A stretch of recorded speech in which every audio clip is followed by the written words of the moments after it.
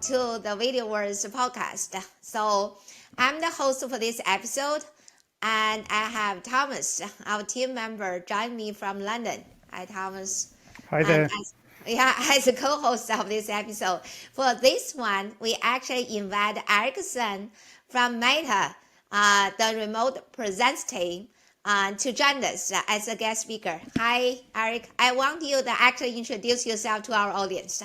Okay. All right. Hi, my name is Eric or Yu Chen Sang, and I'm from Meta, a remote presence video team. And I'm mainly working on improving video quality in RTC of the Meta family of apps. Mhm. So including like codec and video pipeline in our RTC infrastructure. And before joining Meta, I work with Alibaba Cloud. At that time, I was working on cloud transcoding, and before that, I was with Qualcomm and MediaTek, and I participate MPEG standard meeting and like develop some coding tool and push that to be part of standard to improve the coding codec performance. So yeah, so that's all of me. So my like personal interest is mainly on the video quality video pipeline and the codec. Yeah. Well, thank you for joining us. So basically, I'm just wondering. So you're currently with the Meta team and doing some real time communication support from the video side. So what kind of Meta apps your team are supporting? Okay. We are an infrastructure team. So all apps from Meta have a RTC feature likely use our infrastructure, including like Messenger is a main app. And also actually we also have video calling feature in Instagram. And last year we also launch the calling feature on the Facebook main app. Like before, when you like call a friend or receive a call from Facebook main app, I mean on the mobile device, and we have like the phone will call the separate app Messenger to start the call. But right now we integrate the like calling function to main app. We call Facebook app as well, so it's also use our infrastructure. So that's most typical use case. Use our infra, but in addition, we also have a lot of feature using our infrastructure. One interesting application to share is that like Facebook okay, like we are focusing on improving the like metaverse VR AR product and user experience. And for those feature, if there's some feature need real time communication, I mean low latency video, is also use our infra. And one interesting example is that we call it remote desktop. And the idea of the app is that when you wear the VR device, you can work in the virtual room. Like I mean, like you type your computer type on your keyboard, but actually the screen is a virtual screen in the virtual world while you wearing the VR device. And there's a communication like video real time, like real time screen sharing in ultra low latency from your laptop to your device. And we call that product called remote desktop. And it's also use our infrastructure. Oh, So I see. yeah. What about if I can ask WhatsApp? Are you also supporting? Oh, that's interesting. Yeah. Okay, that part. Yes. Well, we work closely with WhatsApp, and yeah. So, but right now, like the user space, you can see like the user ID and or user space is different. So right now we work closely, but WhatsApp is the only application use another infra right now. Yeah, but we work closely. Got it. Because you definitely are target. For example, from our side as the users, we notice that Messenger and WhatsApp seems like target on different user groups. Yeah. And So I think we invite you. There's one reason. As aforementioned, that last week, November 30, last Thursday, um, actually there was a big event organized by Meta, and then there's also a lot of other people join video at scale. And then I also watch it, and it's a great event. There's a lot of good talks actually sharing from the Meta engineers and some other engineers from other parties, and sharing their experiences. And also we feel the market trend in the video technologies. And you gave a talk down there, so we invite you also, just we can talk a little bit. So at the beginning, maybe you can have a brief intro about your presentation for the last week's video at scale. Okay, yeah, sure. Yeah, so yeah, I gave presentation in the at scale event that week. Like in my presentation, I'm sharing our experience adopting AV1 in our infrastructure. So like AV1 is a new codec, and like right now, before we upgrading our codec, we use 264. So we work recently we're working on upgrading our codec to AV1. So yeah, so that's what I present in the at scale event. And in the presentation, like I shared some result from like the benefit from of adopting AV1, and also as well as some challenges we face. So maybe like I can quickly overview what I present at that event. Like Great. for sure, like we see several benefits on Messenger app, uh, and when we adopt upgrading to AV1, like the first benefit is that better video quality, like because AV1 has better video compression, so better video quality, so that's expected. But I share some demo, video demo, like video comparison in my presentation, and compare quality between AV1 and 264, and the it's very impressive. Like the quality difference is really large. Especially one thing I want to mention is that we found that we compare the quality at a different bitrate, and for example, like 100 kbps and extremely low bitrate, like 55 kbps. That's pretty And low. yeah, very low. They're very low. Yeah, and it's very surprising that we see the low bitrate actually the quality difference is more obvious. Oh. That's really good. Like before, it's like before I expect that the AV1 provide a better quality on the high bitrate because there's a lot of like coding to optimize for the high resolution, like large block size and like different block partition, something like that. So before I'm not sure whether we can have good quality or good quality improvement for the low bitrate, especially on RTC app. Usually the resolution is not that large as VOD or movies. Yeah, but yeah, I'm happy to see that actually we get good benefit or quality improvement for the low bitrate. So the reason why we can I guess like the reason why we see the big improvement on the low bitrate is that because AV1, in addition to the more advanced coding tool, AV1 also has some very useful new functionality. And one tool I want to highlight is the we used to call that the reference picture resampling, but I know that in VP9 or AV1 there's another name for that tool, but I forgot the exact name. But the idea is that it enable interprediction between the frame with different resolution. So we found that is extremely important for RTC, especially Is for that the reference frame reference frame resolution adaptation.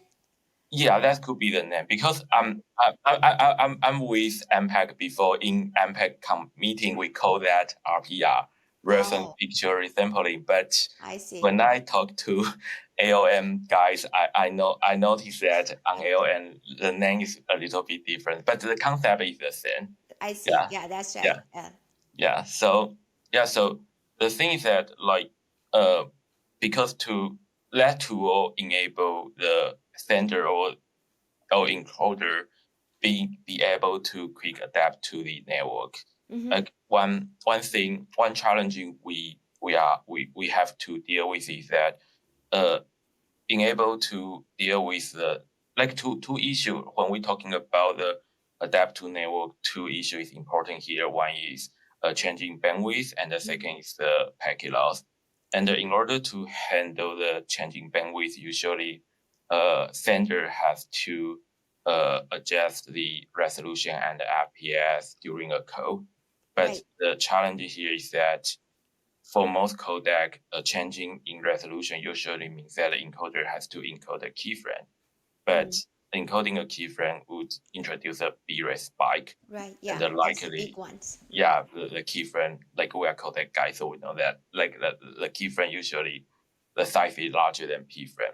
We can make it the same, but then there will be some like a quality inconsistent between keyframe and p frame. So it's a very like it's some fundamental challenging issue, like how to do rate control between keyframe and the interframe, right? So that's always a challenge for us. So and we do have some we did some study, and the number of the keyframe generated because of changing in bandwidth is not trivial in our product. So that's always a issue for us, and likely like the more keyframe and likely more video freeze on the feature side. We know there's a pacer in the middle, so maybe the issue can be mitigated, but it's like having keyframe is still a challenging thing, especially on the like low bandwidth or like picky, like not stable network. So and then back to the AV1, like that coding tool like enable the interpretation between the frame with different resolution is super useful for us. So like we can have less overshoot and also better quality, like in terms of for sure like not for sure, like usually the P frame the quality is better than keyframe because we can have interpretation. So that's another benefit we observe from adopting AV1, especially used for RTC. And the third one we observe is that the screen sharing,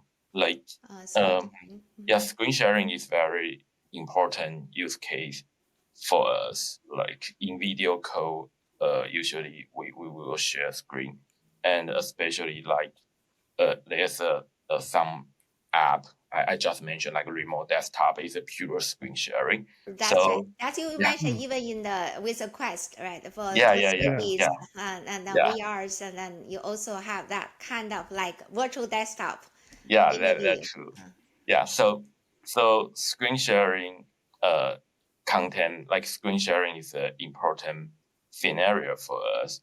Like we did some study on like even for the typical messenger code, the traffic from screen sharing is not trivial. So which means that like we do have a lot of users using screen sharing in our code. So that's some scenario we care about. But screen sharing challenge is that like the keyframe of screen sharing is usually much larger than p frame, and it is even larger than the normal the keyframe of normal video. I mean camera video, because there's a lot of sharp edge from text content on the screen sharing, and so it's a very challenging for us. So and also like screen sharing, we care about the latency. So which means that if you have a large keyframe, either you use rate control to restrict a keyframe size, or you have to accept some latency. So, and especially like the latency is not just from like at the starting of the code, but also like when there's a packet loss and the NAC doesn't work, then you have to retransmit the keyframe. Then there's a delay, and the delay from the keyframe, large size keyframe, and it's very annoying. So yeah, so and back to AV1. AV1 has two screen sharing coding tool, PADMO and intra-block copy, which can significantly reduce the keyframe size. So that's also super useful for our use case. And one thing I feel is worthwhile to mention here is that if we check like compare two coding tool, PADMO and IBC, and usually IBC in terms of BD So rate. basically, one is a palette mode, the other is intra block block copy. coding, and short as IBC, right? Yeah. Thank you. Yeah. So yeah, I mean intra block copy IBC. Yeah. So if we compare the PSNR or B rate saving from those two tools, and the IBC can provide a larger block B saving than PADMO. And like some rough number in my mind is that for some like text content, the IBC can roughly like save the B rate for like 40 to 50%, but while the PADMO can save maybe half of them, like 20% to 30%. So like the absolute number is smaller, like the IBC. Like IBC has better improvement than PADMO. So the straightforward idea is that, okay, if we only can choose one coding tool, maybe we should choose IBC. IBC. Yeah, but intra-block copy. But it's interesting that in our experience, we found that actually we want to have both. Right. But if we only if we have to choose only one, I personally like from our product experience, we prefer PADMO. It's because we observed that like instead of like checking like the absolute number, but actually PADMO can preserve like improve the perceptual quality better than IBC, because like it is by nature, because IBC's design concept is that it's kind of like describe the major color, and they use major color to describe the pixel. So by nature, the tool can preserve sharp edge of the text. So although the quantization, like IBC also do, I mean PADMO also has some distortion and do, like compress data and have some distortion, but the distortion from PADMO is that maybe the color will change because we quantize the color to like few major color instead of like full spectrum of color. But at least as long as we have enough major color, then the text edge can be preserved. Can be well preserved. Well preserved. And that's especially good for the text content, because like if we have some color distortion, it's annoying, I know, but instead of like having the blur edge or some like text cannot be recognized, then user prefer that have sharp edge. Like although there may be some color, if you want to choose one distortion, I found that our user prefer have like color distortion, but can have like sharp edge because they can recognize the text. So for text content, they prefer like sharpening edges than preserving the true color. That's the user's feedback.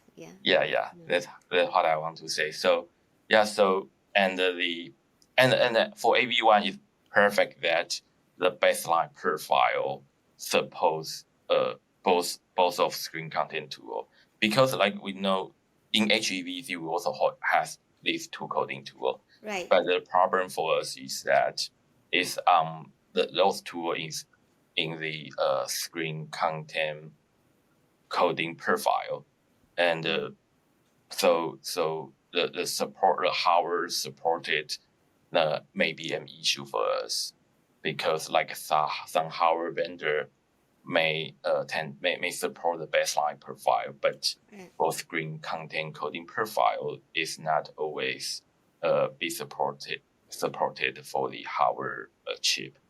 So and AV1 still the hardware support for AV1 is still like getting more and like still ongoing. Like there's more, not all device support hardware AV1, but I do see like more and more hardware vendor announce their AV1 support. And the good thing is that right now we make sure that those two screen content coding tool is required in the baseline profile. So we like it's good for us, like as long as like a device, like more and more device support hardware AV1, then we can make sure that those two important coding tool for RTC will be supported for the hardware codec by default. So but I'm talking about sorry. So one thing I wanted to ask you about, just to bring you back to your initial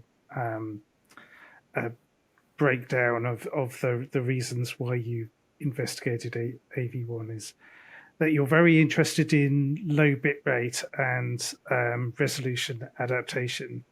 And I remember when in my previous role, when I was at WebEx and we were doing RTC coding,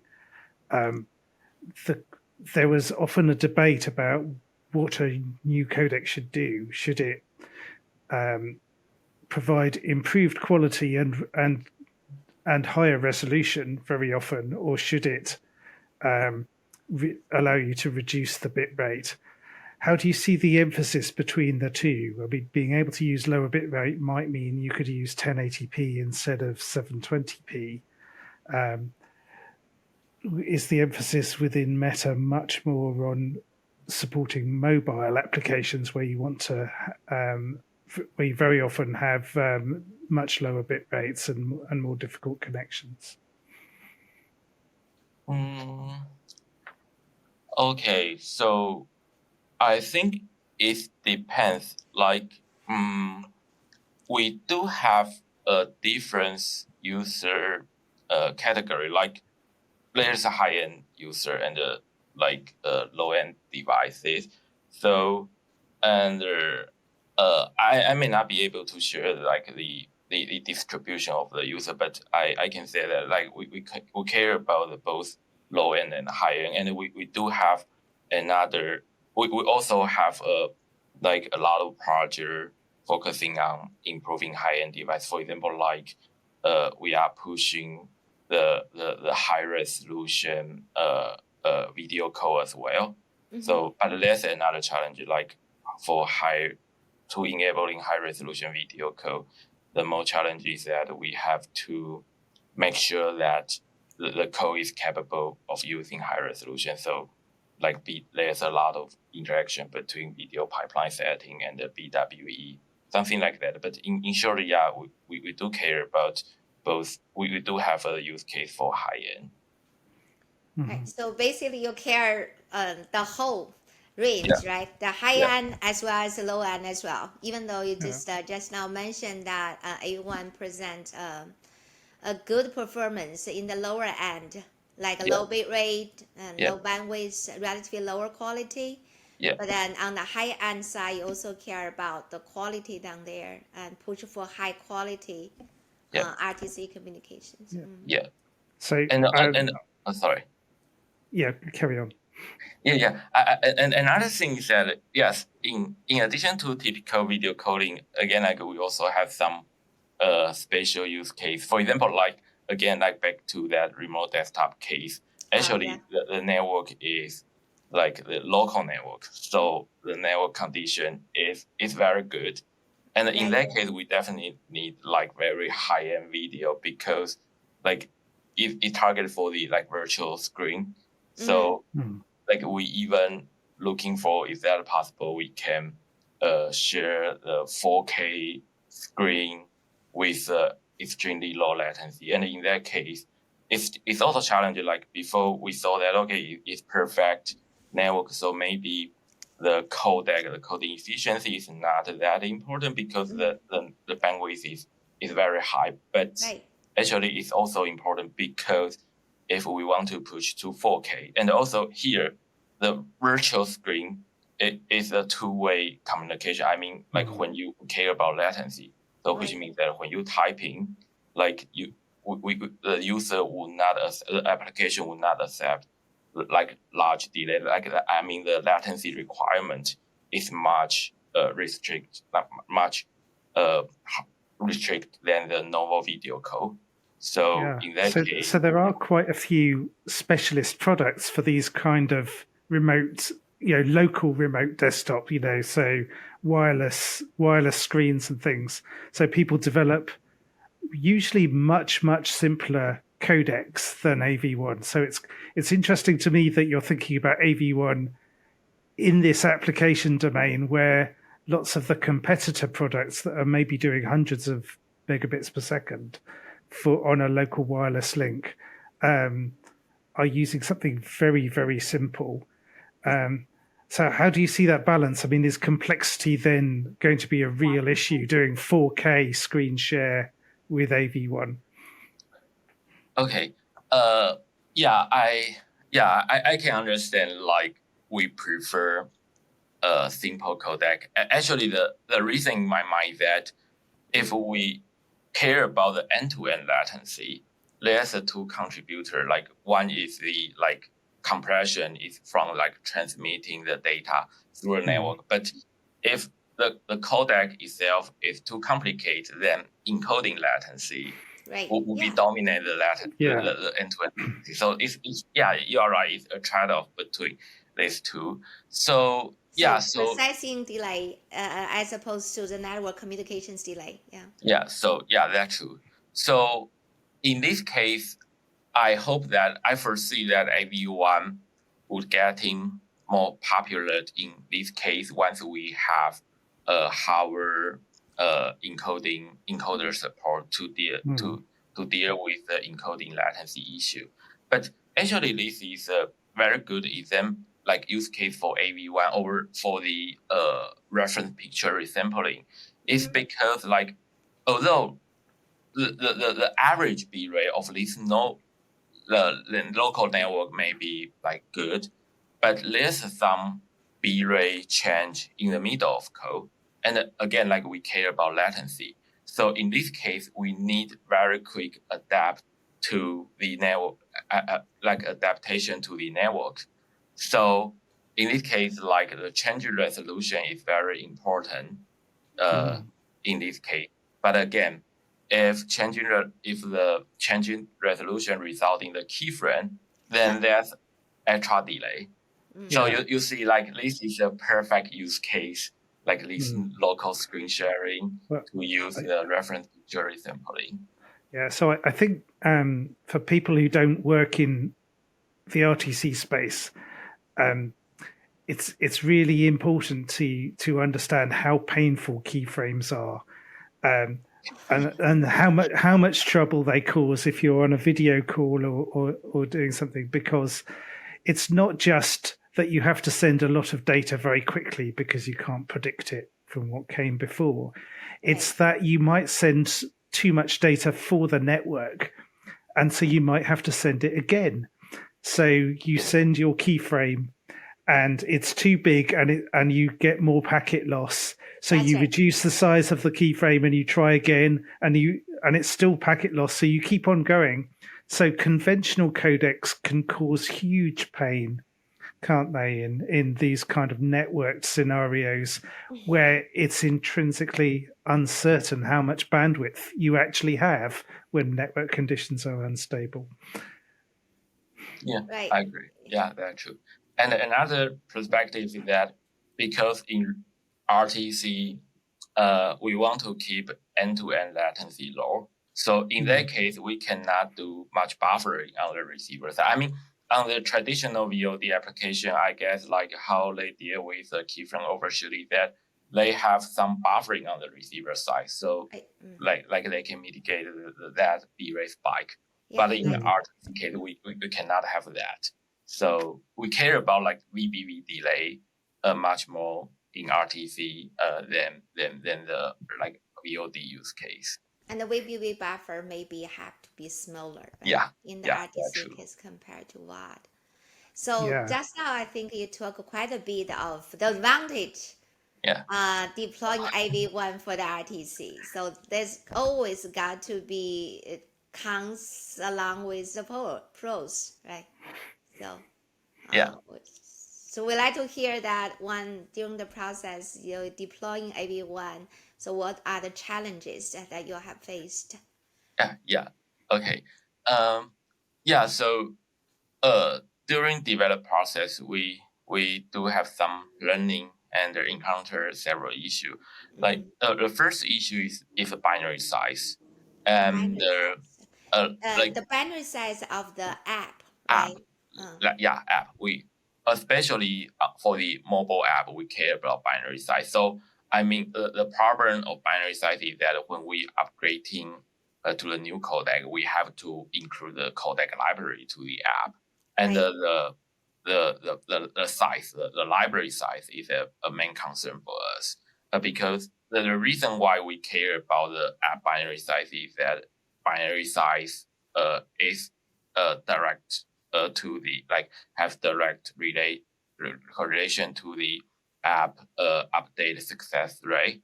So if binary size is too large, then user may not be able to update to the new version and have to keep using the outdated version. And also binary size affect like app starting rate, and also in general like the software health metrics such like crash rate and memory usage usually also related to binary size. So like when we in Meta, every time when we including the new feature, the binary size is the first thing we have to evaluate. And take LibALM as example. We observe that when we integrate the LibALM to the app, the binary size is very large, like is 600K after compression. And before compression is much larger, but usually we care about the first thing we evaluate size is like the number after compression. And the 600K is really large.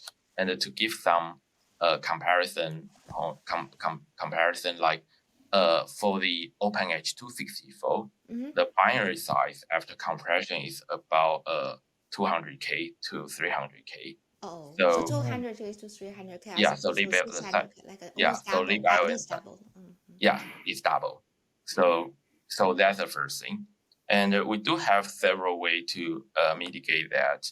First, if the binary size is too large, Meta, we do have a dynamic download framework, which means that we won't ship the library with the app, but instead, like when first time user start the app, and then we will dynamic download the binary, the library during the code, and then that can mitigate the issue.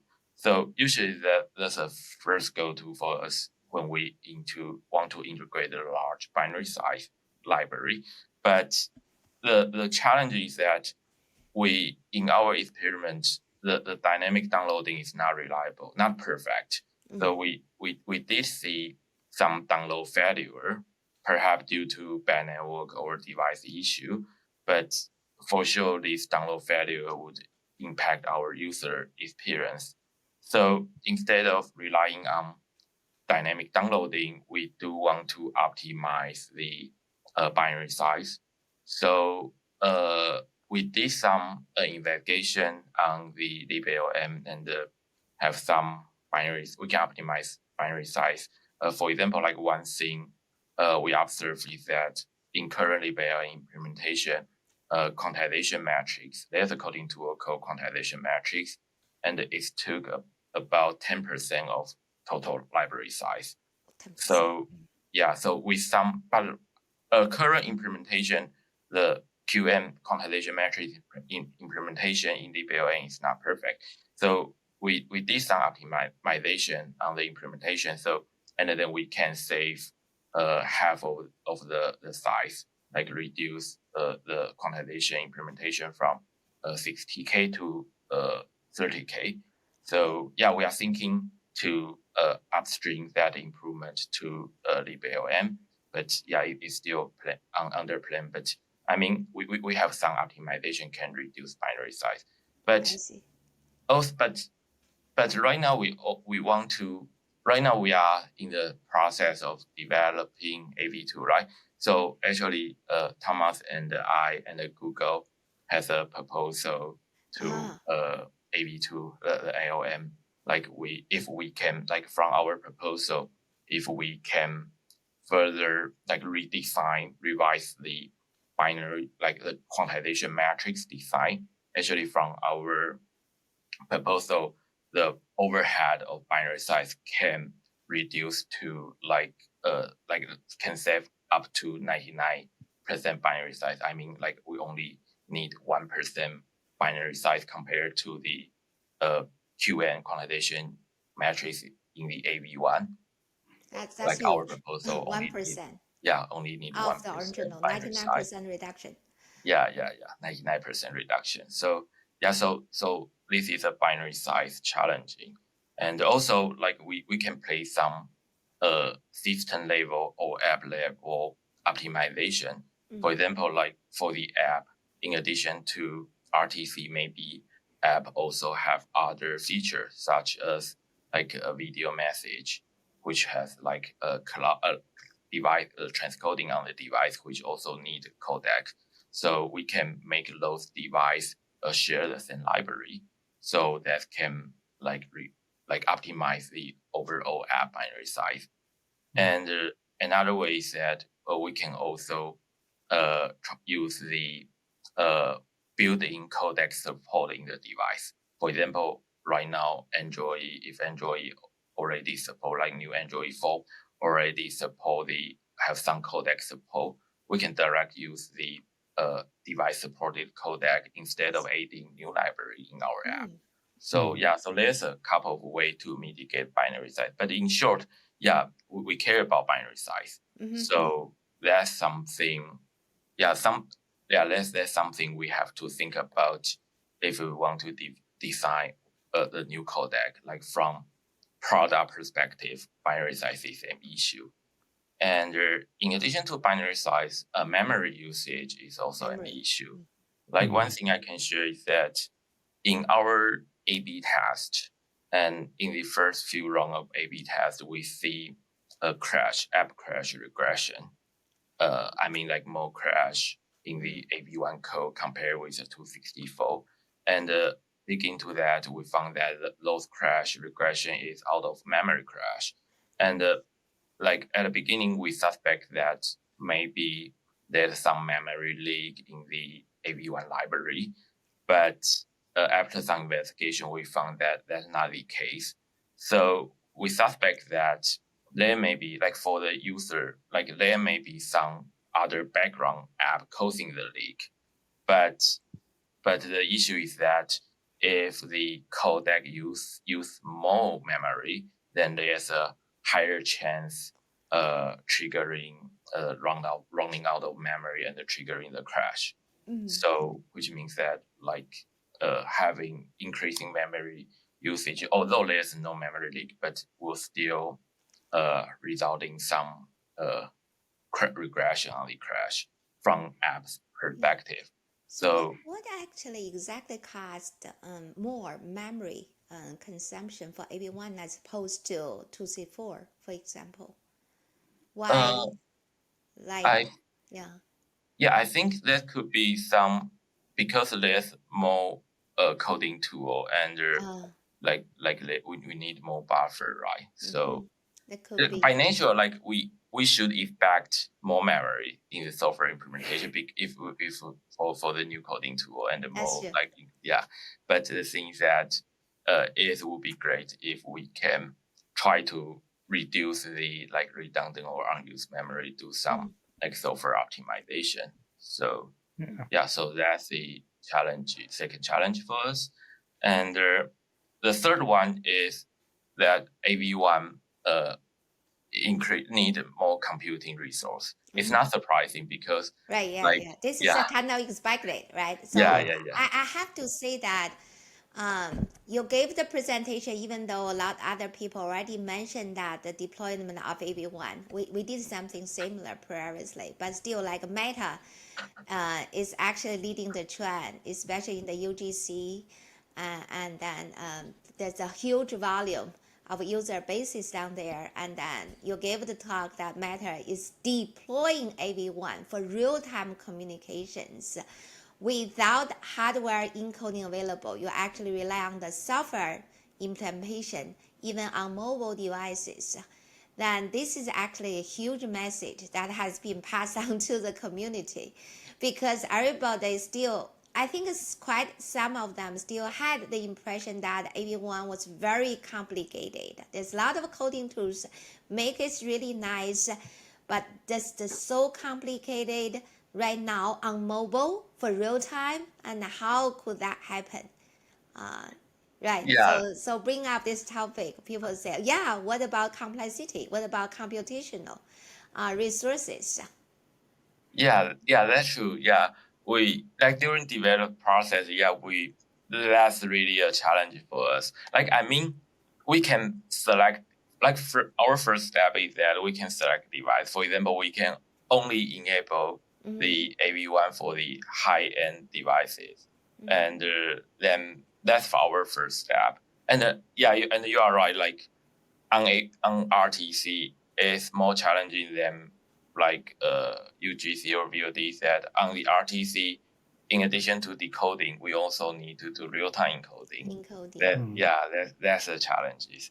But on group code is another thing. Like on group code, if we want to support a large group code like 50p or even more participants, then the decoding become the bottleneck. Depends on your UI layout. If you really want to decode a lot of participants in the sense UI, then the decoding becomes challenging. Right. So usually we just still want to emphasize this message to our audience.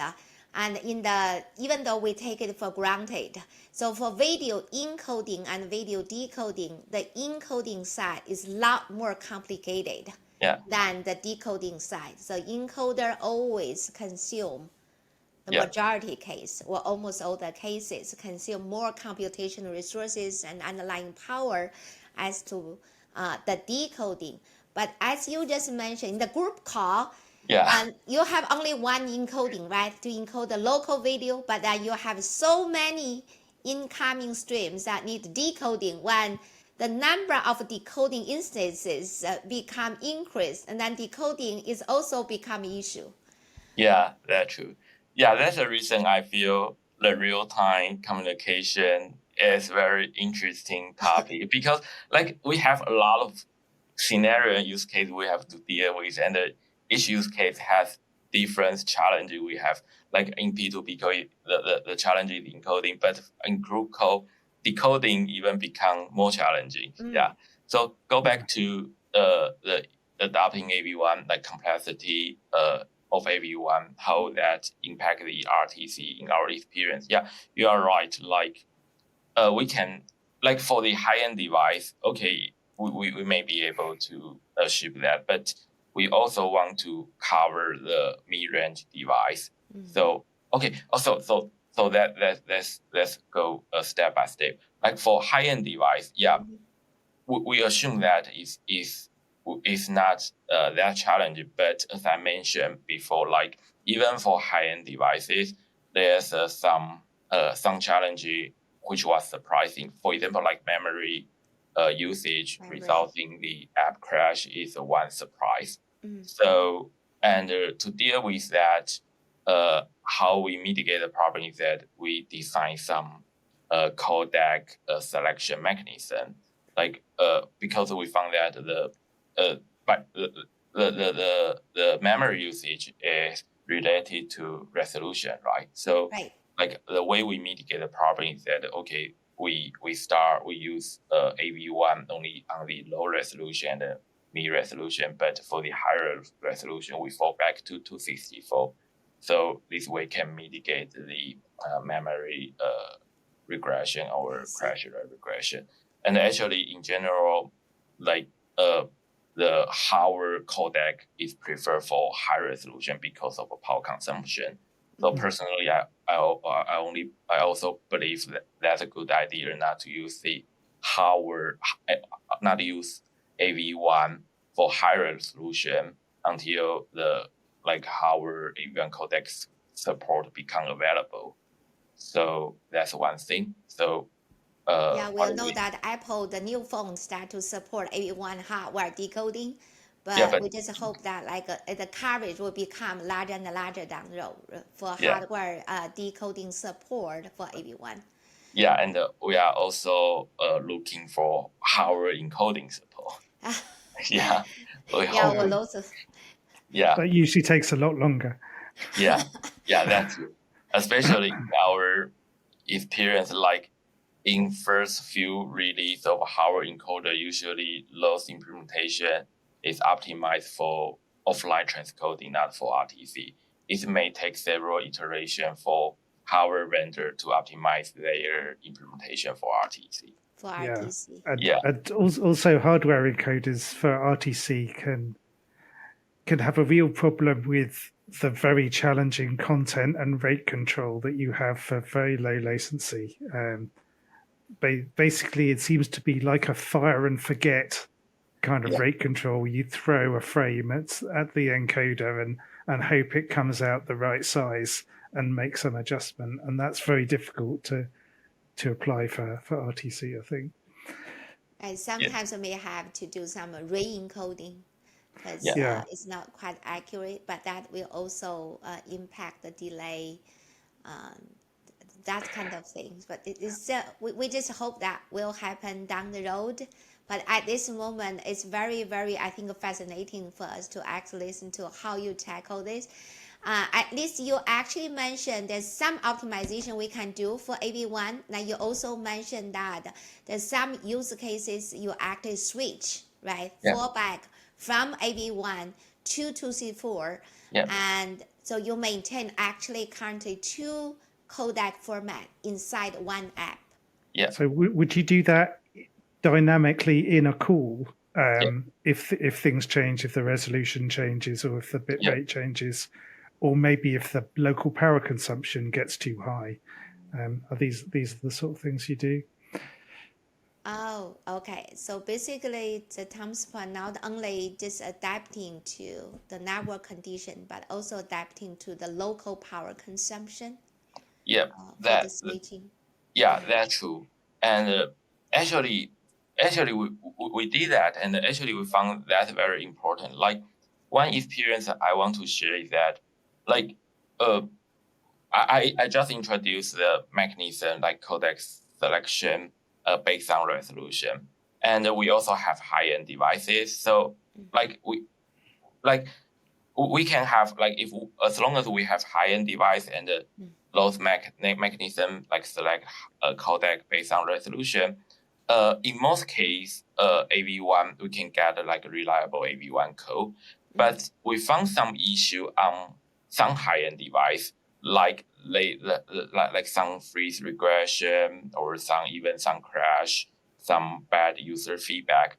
And after investigation, we found that although we have a reliability of high-end device, but sometimes those high-end device may have some issue on encoding AV1. And for example, although the device is high-end device, but there may be a background app on those high-end device on a high-end device phone and running out of battery or using a lot of CPU, and the device is overheating. So the device has to reduce the CPU frequency.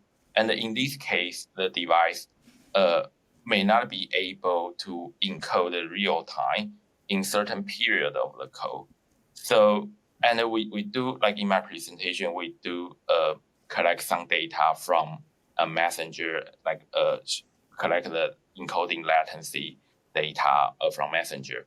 And what was surprising is that for some device, the encoding latency is really close to the input FPS, which means that those device likely has an issue on real-time AV1 encoding. So so this is related. So I agree with Thomas. Like this is related to the issue or the suggestion Thomas mentioned, and we do develop some mechanism. Like in addition to resolution, we would take more input from device health measurement. For example, like encoding latency is one thing, and like power consumption or like even battery level could be a good hint. So so my experience my learning is that like if we want to increase the AV1 coverage or have a reliable AV1 code in mobile device, actually those like codec selection or like device considering device condition to select the best encoding set is very important. But sorry. I was just going to remark, I mean, it's a general thing. I find that as codecs get more and more advanced and more complex, you can still make them very, very fast, but there's more variation between the fastest and the slowest. The worst case complexity becomes harder to manage because there are so many tools. So you have to put a lot of effort in an implementation into that kind of thing. For RTC, you need to hit deadlines. You can't just be fast enough on average. You actually have to be fast enough all the time, every frame. Yes, for every single frame, right? You have to be there. So the granular is pretty small. You can't just average. I have sliding window. I'm okay. I just input 30 frames per second, output on average 30 frames per second. So right now you really have to look at every single frame has to within that 133 milliseconds. For example, 33 milliseconds to make this really real time for every single frame. Yeah, that's true. All right. So and I just want to mention another challenge is that right now we are thinking about one challenge is that right now we have a good codec selection mechanism, but there's a penalty or overhead from the codec switch. Like you can imagine, like once we select codec, there's a new keyframe.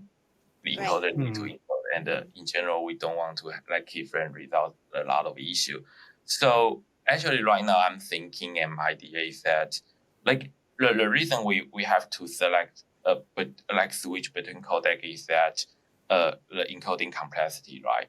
So I feel that it could be a good idea that for the single like AV1 encoder, if we can have the ultra low complexity mode, which may like the complexity, like the best scenario is that this ultra low complexity preset has similar encoding complexity to the 264 encoder. Then if we can have that mode, so if in the case the device do not have enough computing power, instead of switching to 264, we can switching to that ultra low complexity preset, like to prevent the codec switch. And one thing is that to define that ultra low complexity preset, the coding efficiency may not good because to have that we may have to disable a lot of like good coding tool in AV1, but syntax wise we still have low syntax overhead. So it's even possible that the compression efficiency of less ultra low complexity mode is worse than 264 normal preset. It's possible, but again, like less mode is still like valuable because if we have loss mode, we can prevent a lot of keyframe. We can avoid encoding those keyframes. So like from codec encoding compression itself, the compression efficiency may be worse, but from system perspective, because of less keyframe, the overall system performance may improve by having less new mode. Right. Yeah. I considering the time limit for our episode, I still just want to mention everybody would ask one question for deploying AV1 on mobile devices. What about I know we already touched it, but explicitly people wonder what about the power consumption? What about the battery life when you deploy AV1? What about the heating up? What about the user experience? Now you get better quality, lower bandwidth, but what if actually the device got heat up? There's power that has been consumed too much, which shortens the battery life, which making the eventual user experience worse. So how do you observe? I know Meta is really care about user experience.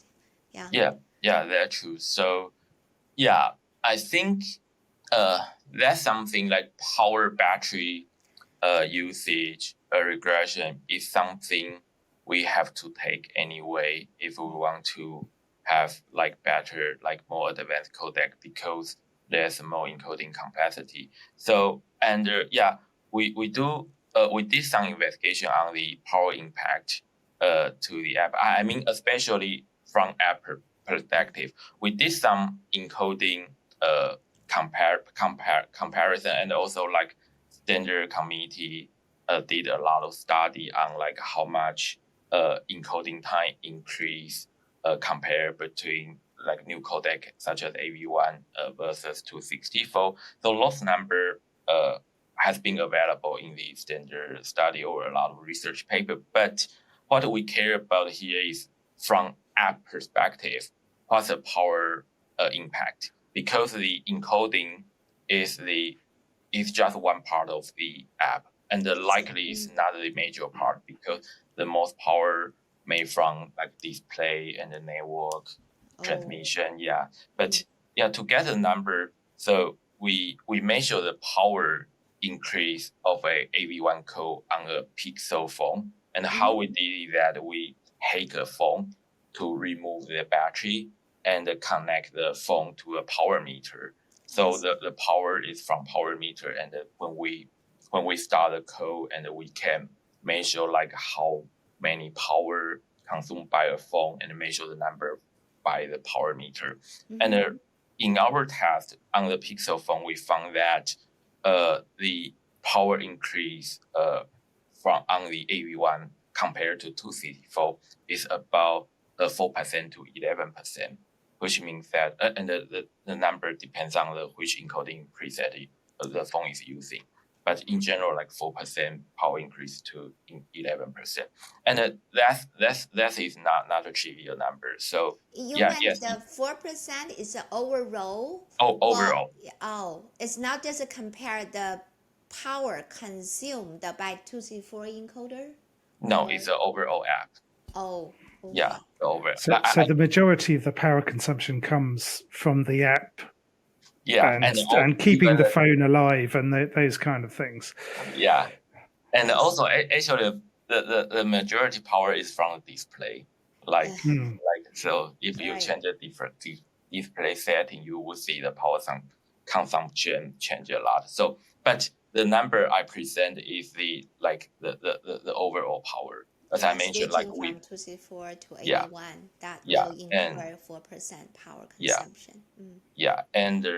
And actually that power number is measured for the whole phone. So if there's any background app is running, then it's also contribute to our number from power. So I mean the power is from a phone. But in our local test, we make sure that there's no background app is running, but it's possible there's some thread running on the OS, which we do not have control on that. But the comparison is fair. I mean, like the AV1 code and the 264 code, the setting is the exact the same, and we keep the phone as simple as possible. I mean, no any background app. And then in that case, we see the whole phone power consumption increase by 4% to 11%. And compare between AV1 and the 264, and that number would direct related to the like battery life. That's like how long the code you can make before you running out of battery. So that's number, that's in our in Meta, like this number is very important because we learned that if a new feature regress the battery consumption by 1%, likely the talk time will regress by the same amount. So the power consumption, the battery usage is directly related to the user talk time. Yeah, so that's the thing. So we care about the power consumption very much. But luckily, the quality improve or freeze improve also increase the talk time. So what we need is that we have to find so that's pros cons. So what we need is that we have to find a good trade-off between power and the quality freeze improvement. And so that's why we did a lot of we invested a lot of mechanisms like codec switch and like have a device list and find a way to filter the phone capable using AV1. Such of this effort is to find a good trade-off to enable AV1. Right. So do you have other metrics that you use to evaluate the success of a codec? You talk about talk time. Are there other engagement metrics that are applicable? Yeah, yes, we do. Like our top priority is engagement metrics like talk time, and also when you try the messenger code, you will see like when after you end the code, we have user survey. Like you can give a rating, and the user rating is also another metrics we care about. And one thing interesting that I presented in my presentation, when shipping AV1, we do see user rating improve. So that's a strong evidence that AV1 does improve our user experience. But that's a top line like user experience metrics. But in addition to that, we also have some technical metrics to measure the quality. For example, like freeze is one. And another one is PSR metrics, which I want to have some time to definitely. discuss. That's exactly, I think during the talk you also mentioned, right? Because this is a real-time communications. You want to have some metrics down there to actually quantize how the experience is. I really want to discuss this with you guys because you are like video expert, especially like Thomas, you are very familiar with like RTC. So like one challenge we have is that in current RTC industry, to the best of my knowledge, like I didn't find any reliable quality metrics in RTC pipeline. Like use WebRTC as an example. WebRTC report the QP and the resolution, and it's more about the quality approximate because like QP is quantization level. Then if we want to, it may work for compare the quality between in the same codec, but if you want to compare quality between different codec, then QP doesn't work because quantization design is different. Not to mention that different codec has different loop filters, so also contribute to the quality difference. And also another challenge for us is that in RTC code, as I mentioned, we will like change the resolution during the code. So it's very challenging. Like when WebRTC, when we compare to code and we get like two number for the resolution and the QP, but the question is that how to compare that?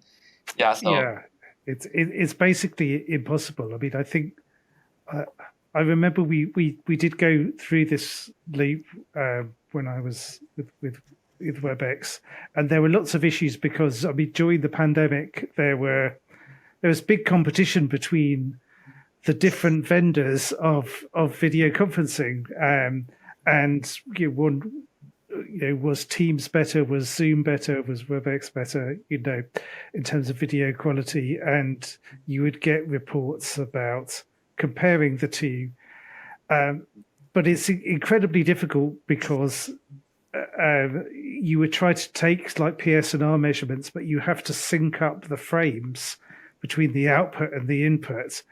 And there were all kinds of very strange methodologies people tried. I think the short answer is that we really need to develop a good reference-free metric without looking at the original video. I think that's the way to go for RTC. That would be my opinion. Because the user doesn't have the reference, and if you're changing the resolution the whole time, it's very difficult to define a good reference-based metric. I mean, there are some attempts at it. And when you have different codecs, you have different artifacts as well, which may reflect well or better with different codecs. So I think it would be good if there was an industry standard for a single-ended metric. I mean, there were tools that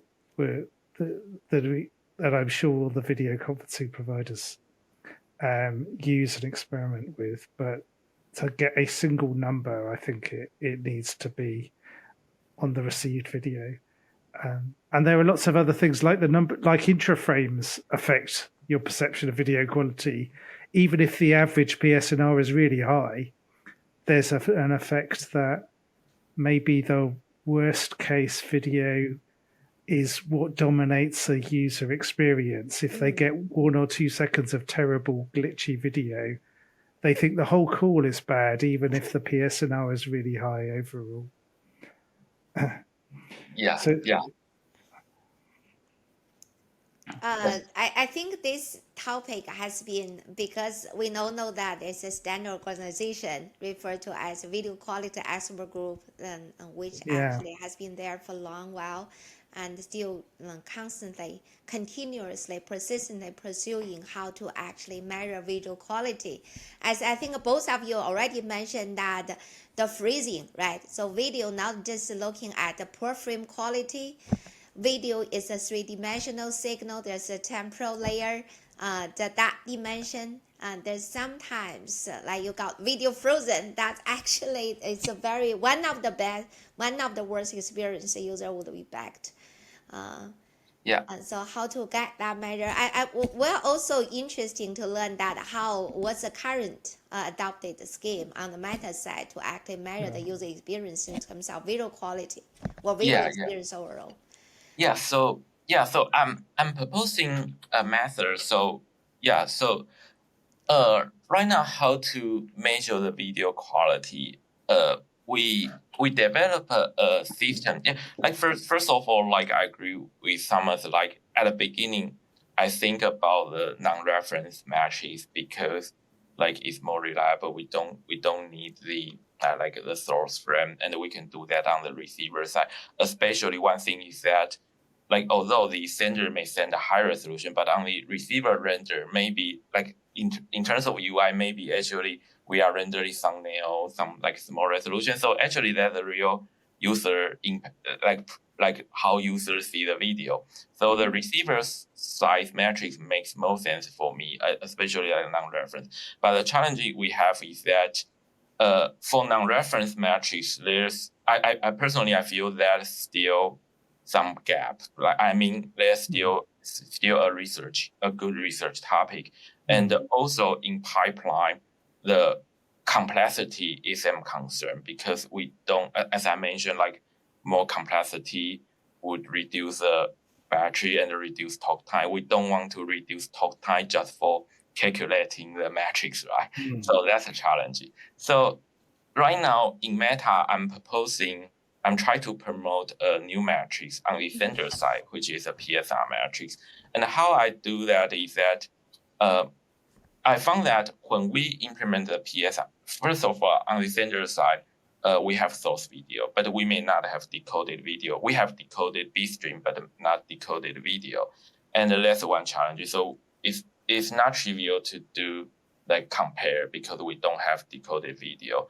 And the second challenge is that we will scale the resolution on the sender side according to the network. So have different scale, make the PSNR calculation more challenging. So what I propose is that right now I propose in my presentation, I propose a scheme that we estimate the distortion from scaling and the distortion from the encoding separately. Like for encoding, we modify the encoder to report the distortion during encoding. And then on the scaler, we have some simple mechanism to estimate the scaling distortion. The straightforward implementation could be that when you scale down, then you just scale up the source file and compare how much distortion introduced by scaling. But we have some optimization to reduce complexity. But once we have scaling distortion and encoding distortion, we can combine them and then calculate the final PSNR. And there's some detail, like because at the beginning we assume that those two distortion is independent, so we can direct add that to calculate distortion. But we found that there's some correlation. So it is not surprising. For sure, there should be some correlation. So we can modify, but consider that correlation. We can exactly modify our PSNR calculation and method, introduce a correlation term, and in our experiments, like calculate this distortion, decouple those two distortion calculation and combine them, and the final PSNR is very close to the ground truth PSNR, which ground truth means that we decode the source, decode the video, and upscale back and calculate between the ground truth decoded frame in the original resolution to the source video. So the number is very close. And we did some CD optimization. So right now on the Pixel phone, the calculation of the PSNR on the sender side take only about 700 microseconds. So we integrate that to our pipeline. So one thing I want to hear from Thomas is that I'm thinking whether like this could be a good candidate for the RTC. For example, like right now we are thinking to like contribute this implementation to, let's say, like web RTC. And I wondering, like from your experience working on RTC industry, how do you think for this proposal, like this party management? Well, I think it would be great to have something that's codec agnostic. It would be interesting to try and correlate it across different codecs, but I think that it's much better than what's reported now. So that would be an improvement, and it's quite an ingenious solution not to avoid having to decode and upscale, because that's a lot of complexity. I did want to ask you, I mean, whether this was very much optimized for camera video, because you gave the example of intra-block copy versus palette mode, where in PSNR terms you could get a gigantic saving with intra-block copy, but subjectively palette still looks better, because I guess intra-block copy is copying low-level artifacts to lots of places, and generally I see that PSNR can be very uncorrelated for desktop video, compared with for camera video, where the correlation can be quite good.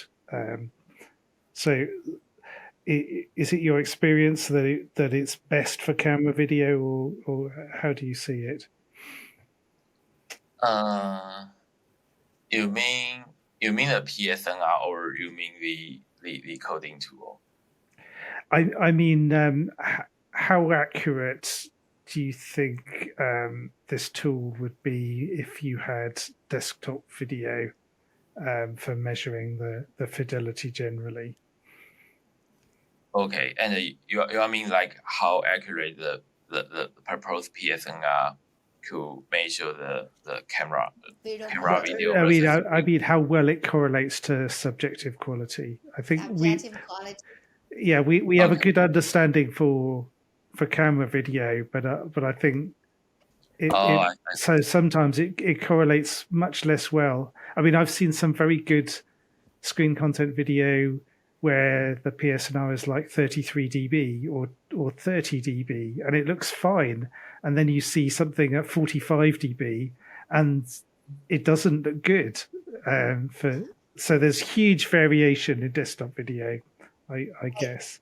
I think Thomas particularly mentioned that you previously mentioned there's a two AV1 screen counter coding tools that very efficient. One is Pilot, the other is IBC.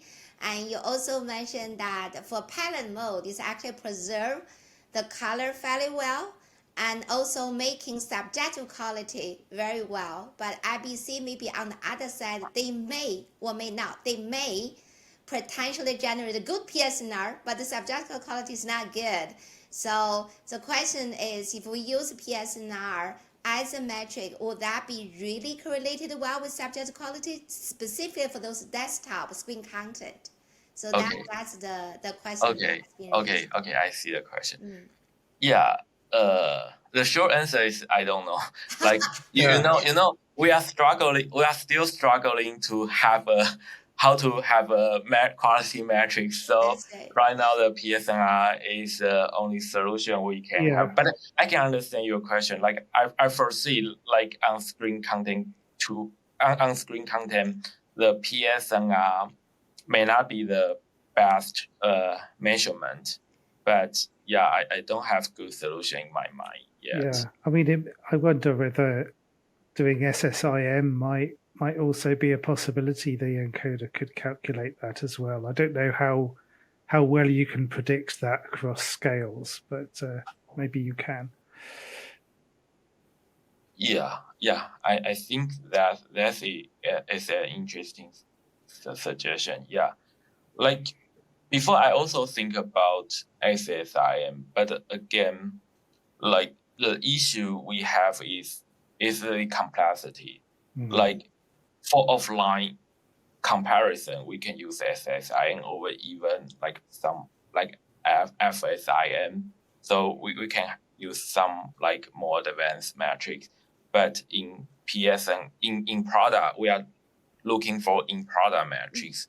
And right now, like we even have a challenge to implement a PSNR in terms of complexity, so that we have to do some like fencing thing to decouple the distortion. So yeah, I keep be asked when I proposing PSNR, people like always ask me like, we know PSNR has some limit, so why do we not even consider like VMAP?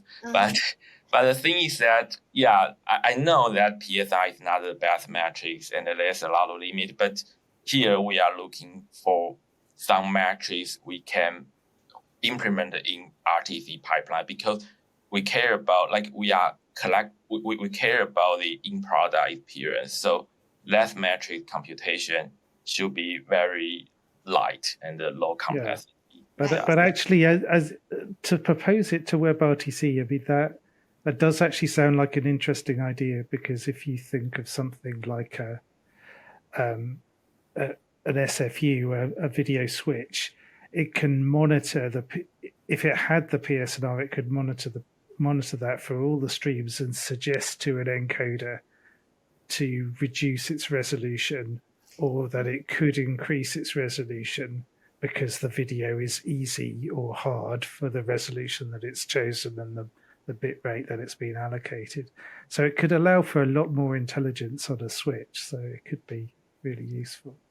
Right. Yeah. So not only used as a gauge for the quality, right, but also as a guidance when you really integrate that in the real communication pipeline, then the metric can be leveraged as a potential guideline and hint for some of the strategies that we use for encoding.